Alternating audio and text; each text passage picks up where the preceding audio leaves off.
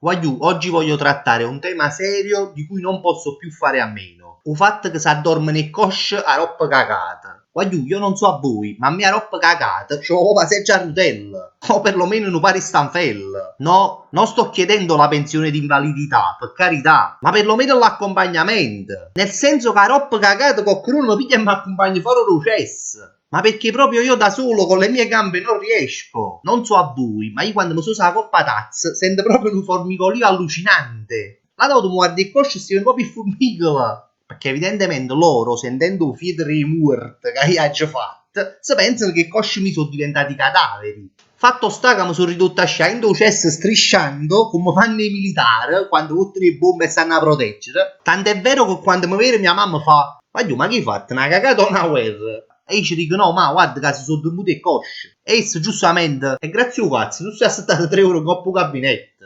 E hai capito? Ma io mi stavo leggendo il programma elettorale di Salvini. E a me mi fa cagare, che già fa. E lei? E babbo, ma che c'è a secco? E allora si te leggevo il programma elettorale di Berlusconi, quando usciva il processo? Aust. Poi ma ringraziamo a Rondo che non mangio il tuo programma di Renzi, perché io sennò per non parlare lo facevo cagare in dei pannolini.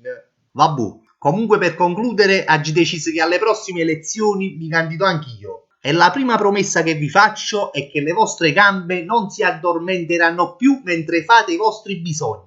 A costo di venire a casa vostra mentre state cagando e vi tutte sicchiate di caffè in coppe di pere. Perché ricordate che un vero politico pensa sempre prima ai vostri bisogni. Perché le piace vi pigliare per culo mentre voi facete strunz.